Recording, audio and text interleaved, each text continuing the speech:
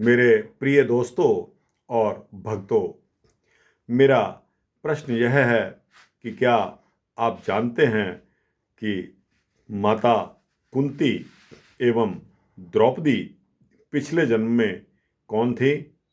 नहीं ना? आइए अपने अनुराग सागर के इस अगले वृत्तांत में आपको मैं यह सब कुछ सुनाकर उसका अर्थ करके बताऊंगा।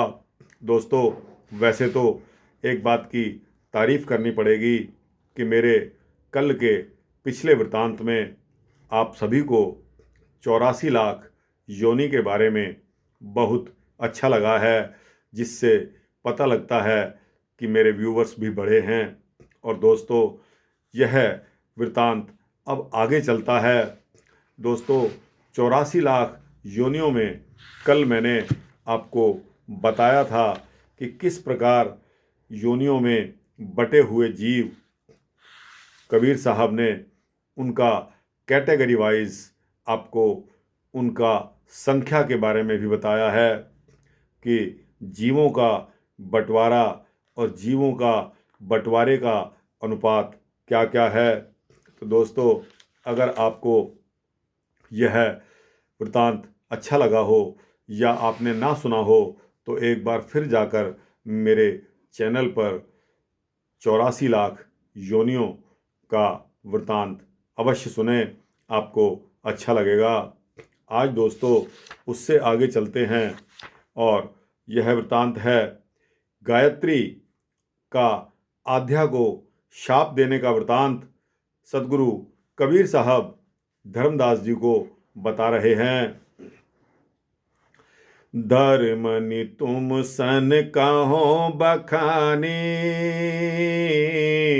भाषा ज्ञान अगम की बानी। मातु शाप गायत्री लीना, उलट शाप पुन मातहि दीना। हम जो 5 पुरुष की जोई, पांचों की तुम माता होई। देखिए, यहाँ माता आध्या ने जब गायत्री जी को शाप दिया तो दोस्तों यह कभी कभी पलटवार भी हो जाता है। गायत्री ने भी उसके पलटवार करके एक शाप दे दिया। तो दोस्तों, आज का वृत्तांत बहुत ही रुचिकर होने वाला है, आपको अच्छा लगेगा। दोस्तों, वृत्तांत के अंत तक बने रहिए। तो आइए इसका भावार्थ शुरू करते हैं। धर्मनि तुम सन कहो बखानी, भाषा ज्ञान अगम की बानी। मात शाप गायत्री लीना, उलट शाप पुन मातहि दीना। हम जो 5 पुरुष की जोई, पांचों की तुम माता होई। अर्थात कबीर साहब जी धर्मदास को समझाते हैं कि मैं तुम्हारे सामने अगम ज्ञान की वाणी बताता हूँ। कहता हूँ, माता अष्टांगी का शाप जब गायत्री जी ने स्वीकार कर लिया तो गायत्री ने भी पलटकर माता को शाप दे दिया कि हे माता, मनुष्य जन्म में जब मैं 5 पुरुषों की पत्नी बनूंगी तो आप भी उन 5 पुरुषों की माता बनोगी। तो दोस्तों, यह क्रॉस दोनों को शाप लग गया। दोस्तों, था तो यह दुर्भाग्यशाली, लेकिन चलिए आगे चौपाई में। बिना पुरुष तू जन है बारा, सो जान ही सकल संसारा। दुहुन शाप फल पायो भाई, उग्र है भयो देह धरे आए। अर्थात उस समय आप बिना पुरुष के ही पुत्र उत्पन्न करोगी और इस बात को सारा संसार जानेगा। आगे फिर द्वापर युग आने पर वे मनुष्य देह लेकर माता कुंती एवं द्रौपदी के रूप में पैदा हुई और उन दोनों ने एक दूसरे के शाप का फल पाया। तो दोस्तों, शाप का फल बहुत बुरा होता है। कभी किसी की हाय नहीं लेनी चाहिए, कभी किसी को सताना नहीं चाहिए, कभी किसी की दुर्भावनापूर्ण इस तरह की गति नहीं लेनी चाहिए। अर्थात आपको हमेशा विनम्र ही रहना चाहिए। तो दोस्तों, आगे चलते हैं। जगत की रचना का विशेष वृतांत आता है चौपाई के रूप में। यह सब द्वंद बात है गयऊ, तब पुन जग की रचना भयऊ। चार खान चरहु निर्माऊ, 84 लख योनिन भाऊ। यह सब द्वंद बात हुए गयऊ, तब पुन जग की रचना भयऊ। चार खान चरहु निर्माऊ, 84 लख योनिन भाऊ। अर्थात कबीर साहब जी धर्म साहब को बता रहे हैं, धर्मदास जी को बता रहे हैं कि यह शाप देने और उसका फल मिलने का यह झगड़ा तो समाप्त हो गया, लेकिन जगत की रचना हुई। ब्रह्मा, विष्णु, महेश और अष्टांगी, इन चारों ने अंडज, पिंडज, ऊष्मज और स्थावर 4 प्रकार की खानियों को उत्पन्न किया, पैदा किया। फिर 4 खानियों के अंतर्गत भिन्न भिन्न स्वभाव की 84 लाख योनियों की उत्पन्न करी, 84 लाख योनियां पैदा की। इसके पश्चात दोस्तों और भक्तों छंद आता है। प्रथम अंडज रच्यो जननी, चतुर्मुख बिंडज कियो। प्रथम अंडज रच्यो जननी, चतुर्मुख पिंडज कियो। विष्णु ऊष्मज रच्यो तबहि, रुद्र अस्थावर लियो। विष्णु ऊष्मज रच्यो तबहि, रुद्र अस्थावर लियो। लीन रच जेहि खान चारों, जीव बंधन दीन हो। लीन रच जेहि खान चारों, जीव बंधन दीन हो। होन लगी कृषि कारण, करण करता चीन हो। होन लगी कृषि कारण, करण करता चीन हो। अर्थात पहले अष्टांगी माता ने अंडज यानी कि अंडे से उत्पन्न वाले जीव होने वाले जीव खान की रचना की। इस प्रकार इसके पश्चात चतुर्मुख ब्रह्मा जी ने पिंडज यानी कि शरीर के अंदर गर्भ से उत्पन्न होने वाले जीवों की खान रची, और फिर विष्णु जी ने ऊष्मज यानी कि मैल, पसीना, पानी आदि से पैदा होने वाले जीव खाने की रचना करी, और फिर रुद्र जी यानी कि महेश जी ने स्थावर, जड़, प्रकृति, वृक्ष, फल, घास, बेल बूटे इत्यादि खाने की रचना रची। इस तरह से चारों खानियों की उन चारों ने रचना की और उसमें जीव बंधन में डाल दिया। उसके पश्चात पृथ्वी पर खेती होने लगी तथा समयानुसार लोग का कारण, कराण और कर्ता को समझने लगे। ब्रह्मा, विष्णु और महेश और अष्टांगी द्वारा सृष्टि की रचना होने का कारण जीव उन्हीं सबको समझने लगे। इस प्रकार सत्य पुरुष परम पिता परमात्मा को यानी कि अकाल पुरुष को भूल गए। तो दोस्तों, इसके पश्चात सोरठा आता है। यह विधि चारों खान, चारों रच विस्तार किए।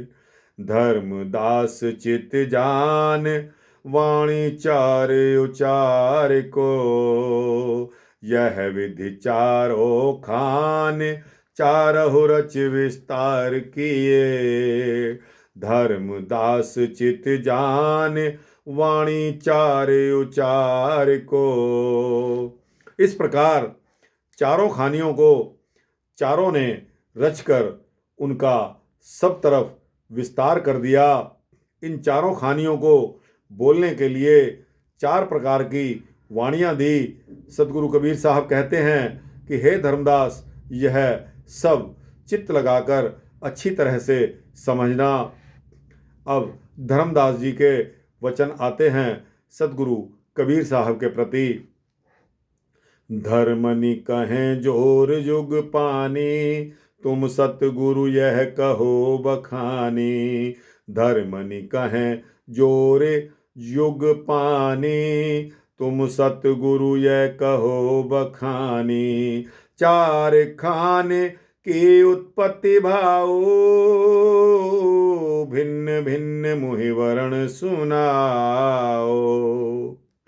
धर्मदास जी दोनों हाथ जोड़कर विनय करते हैं कि हे सदगुरु कबीर साहब, आप यह वर्णन करके बताइए कि जिन 4 खाने की उत्पत्ति हुई उनका अलग अलग वर्णन मुझे करके बताइए।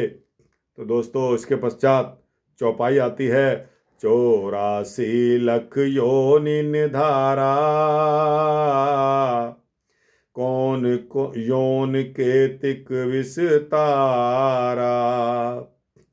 84 लख योनि निधारा, कौन योन के तिक विस्तारा। अर्थात 84 लाख योनियों की विकराल धाराएं हैं, उनमें से किस योनि का कितना विस्तार हुआ, यह बताइए। अब कबीर साहब के वचन आते हैं धर्मदास के प्रति चौपाई के रूप में। कह कबीर सुन धर्मन बानी, योनि भाव तो ही कहों बखानी। कह कबीर सुन धर्मन बानी, योनि भाव तो ही कहों बखानी। भिन्न भिन्न सब कहो समझाऊं, तुमसे अंत न कछु दुराऊं। भिन्न भिन्न सब कहो समझाऊं, तुमसे अंत न कछु दुराऊं। तुम जन शंका मानहु भाई, तुम जन शंका मानहु भाई। वचन हमार गहो चित लाई, वचन हमार गहो चित लाई। अर्थात कबीर साहब जी फरमाते हैं कि हे धर्मदास, मेरी वाणी सुनिए। मैं आपको योनि भाव का वर्णन करके बताता हूँ, यह अलग अलग कहकर समझाता हूँ और अंत तक मैं तुमसे कुछ भी नहीं छुपाऊंगा। हे भाई, आप अपने मन में कोई शंका शुबा मत पालना तथा मेरे वचन को मन लगाकर सुनना और ग्रहण करना। अब आता है 84 लाख योनियों की गिनती चौपाई के रूप में। 9 लाख जल के जीव बखानी, 14 लाख पक्षी परवानी। 9 लाख जल के जीव बखानी, 14 लाख पक्षी परवानी। कृमि कीट 27 लाखा, 30 लाख अस्थावर भाखा। चतुर्लक्ष मानुष परमाना, मानुष देह परम पद जाना। चतुर्लक्ष मानुष परमाना, मानुष देह परम पद जाना। मित्रों और भक्तों, ध्यान लगाकर इसका भावार्थ सुनिए। अर्थात 84 लाख योनियों में 9 लाख जल के जीव और 14 लाख पक्षियों का प्रमाण है। कृमि कीट यानी कि उड़ने रेंगने वाले कीड़े इत्यादि 27 लाख और 30 लाख स्थावर यानी कि बेल, वृक्ष, फूल, बूटे इत्यादि बताए गए हैं। 4 लाख मनुष्य योनि का प्रमाण है। सभी योनियों में मनुष्य को उत्तम और श्रेष्ठ माना गया है, क्योंकि इसी से परम पद यानी कि मोक्ष को जाना, समझना एवं पाया जा सकता है। मनुष्य योनि ज्ञान विचार से युक्त एवं साधन संपन्न है। तो दोस्तों, अब आपको पता लग गया होगा कि 84 लाख योनियों में जीवों का जो विभाजन है, जीवों का जो कैटेगराइजेशन है, वो किस प्रकार है। अब आगे चौपाई आती है। और योनि परिचय नहीं पावे, कर्म बंध भव भटका खावे। और योनि परिचय नहीं पावे, कर्म बंध भव भटका खावे। अर्थात मनुष्य योनि के अतिरिक्त और किसी योनि में भी मोक्ष का पद, परमात्मा ज्ञान का परिचय नहीं पाया जा सकता, क्योंकि और योनियों के जीव कर्म बंधन में बंधे हुए हैं और भटक रहे हैं। मोक्ष पद जानने पाने का उनके पास कोई भी साधन नहीं है। दोस्तों, धर्मदास के वचन अब कबीर साहब के प्रति चौपाई के रूप में आते हैं। धर्मदास नायो पद शीश, यह समझाए कहो जगदीश। सकल योनि जीव एक समाना, किव कारण नहीं एक सम ज्ञाना। सो चरित्र मुहि कहो बुझाई, जाते चित संशय मिट जाई। धर्मदास नायो पद शीश, यह समझाए कहो जगदीश। सकल योनि जीव एक समाना, किम कारण नहीं एक सम ज्ञाना। सो चरित्र मोहे कहो बुझाई, जाते चित संशय मिट जाए। अर्थात धर्मदास जी कहते हैं कि सतगुरु कबीर साहब के चरणों में शीश नवाकर कहते हैं कि हे जगत के स्वामी, मुझे यह समझाकर बताइए कि सब योनियों के जीव जब एक समान हैं, तो फिर किस कारण से सब जीवों के एक समान ज्ञान नहीं है। जीवों का यह चरित्र आप मुझे अच्छी तरह से समझाइए, जिससे मेरे मन का संशय यानी कि भ्रम दूर हो जाए। अब दोस्तों, सदगुरु कबीर साहब के वचन धर्मदास के प्रति आते हैं चौपाई के रूप में। सुन धर मन निज अंश अंग, सुन धर मन निज अंश आभूषण। तेह बुझाए कहों यह दूषण। सुन धर मन निज अंश आभूषण। तेह बुझाए कहों यह दूषण। चार खान जीव एक आही, तत्व विशेष अहें सुनताही।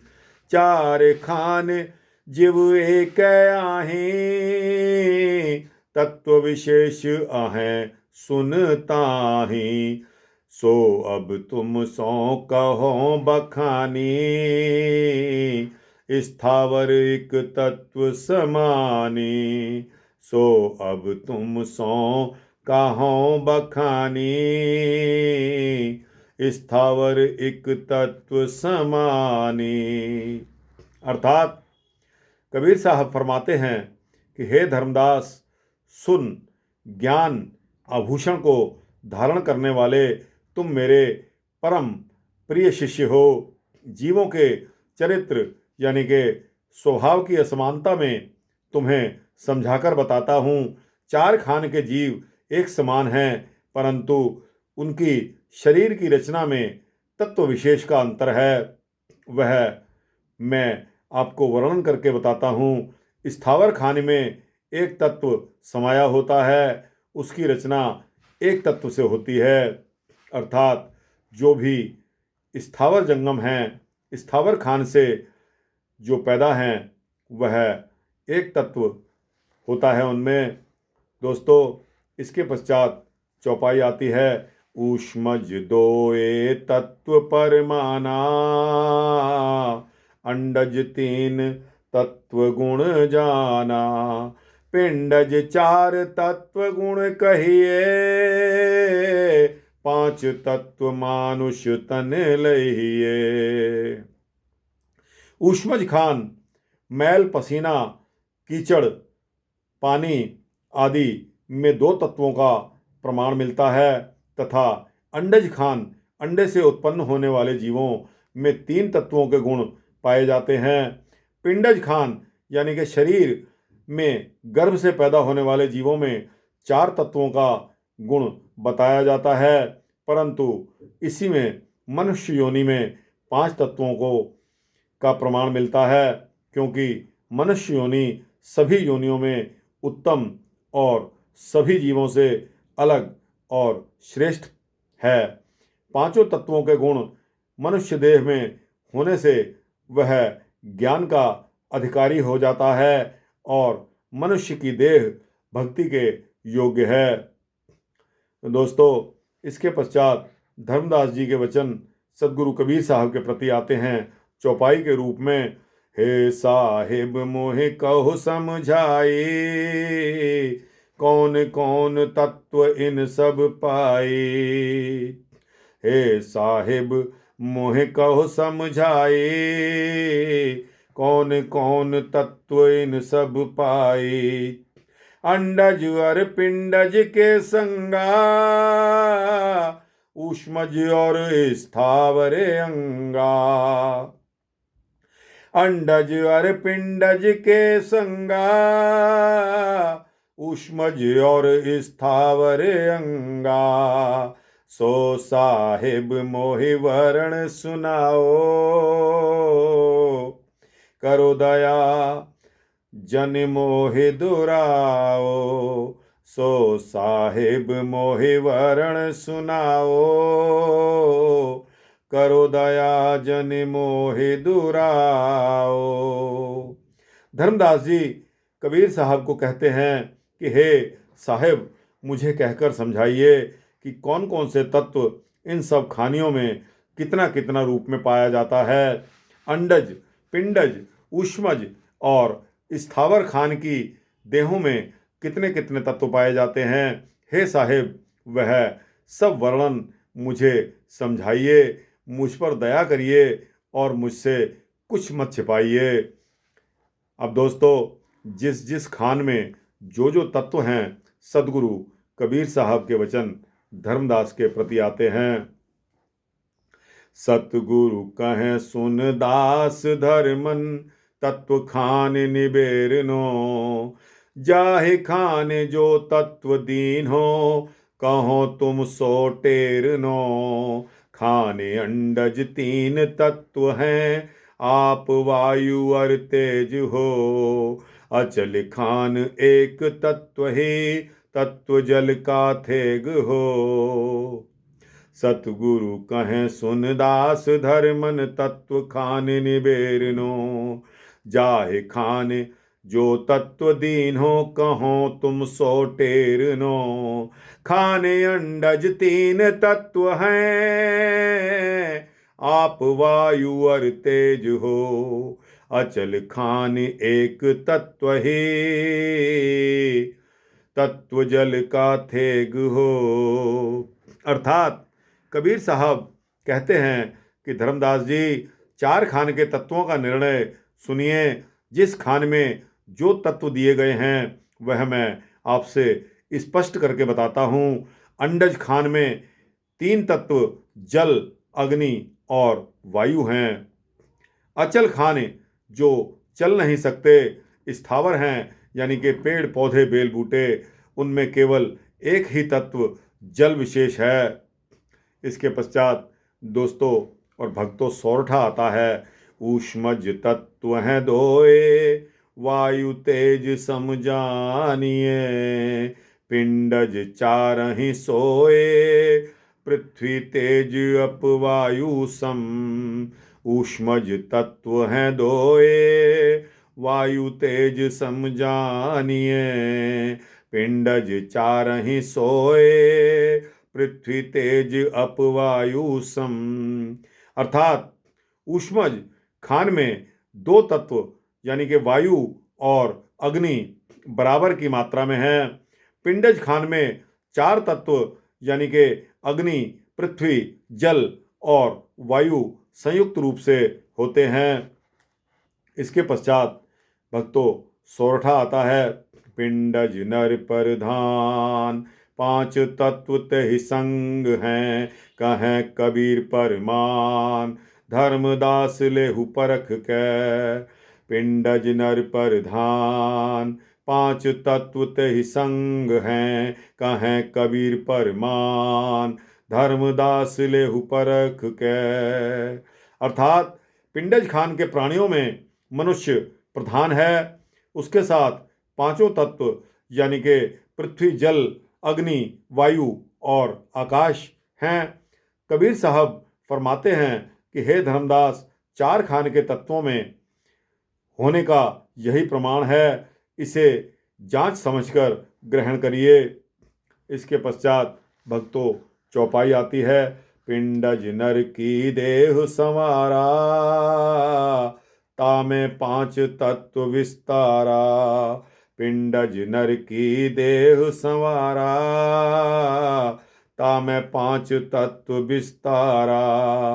ताते ज्ञान होए अधिकाई, गह नाम सतलो कहीं जाई। ताते ज्ञान होए अधिकाई, गहे नाम सतलो कहीं जाई। अर्थात पिंडज खान में मनुष्य की देह को विशेष रूप से सजाया और संवारा गया है। उसमें पांच तत्वों का विस्तार है, इसलिए मनुष्य में ज्ञान अधिक पाया जाता है और वह सत्य नाम का ज्ञान ग्रहण करके सत्यलोक जाता है। इसके पश्चात दोस्तों सब मनुष्यों का ज्ञान एक समान क्यों नहीं होता, यह वृतांत समय के अभाव के कारण मैं आपको अगले अपने वृतांत में इसको शामिल करूंगा। दोस्तों समय बहुत हो चुका है, आज का वृतांत यहीं तक। दोस्तों 84 लाख योनियों के बारे में कबीर साहब ने कितना सुंदर वर्णन किया है। हम अज्ञानी लोग कभी इस तरफ सोचते भी नहीं हैं।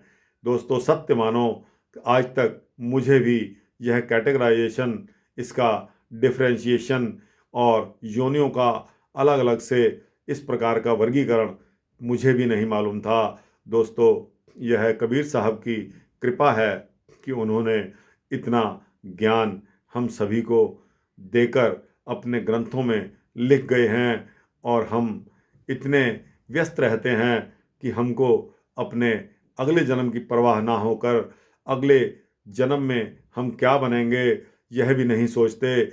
उस परमपिता परमात्मा को हम क्या याद करते हैं, आप अपने दिल से पूछना। दोस्तों इस वृतांत के बारे में अपने कमेंट्स भी कमेंट्स बॉक्स में अवश्य लिखना, जिससे आपकी हाज़िरी यानी कि अटेंडेंस भी लग जाएगी और मुझे भी पता लगेगा कि किस प्रकार आपके यह वृतांत आपको समझ में आ रहे हैं, आपको लाइक या अनलाइक हैं। तो दोस्तों अगर आपको पसंद आए, आप लाइक करो तो इसको ज़रूर शेयर करना अपने जैसे भक्तों को, जिज्ञासुओं को, जो प्रभु भक्ति में लीन रहना चाहते हैं, दोस्तों अपना अगला जन्म संवारना चाहते हैं। तो दोस्तों अच्छा लगा हो तो मेरे चैनल को सब्सक्राइब अवश्य करना। सब्सक्राइब करने से मेरे सभी धार्मिक वृतांत आपको समय पर मिल जाएंगे। दोस्तों इसी प्रकार के वृतांत आपको देता सुनाता रहूँगा। जय श्री राम, जय कबीर साहब।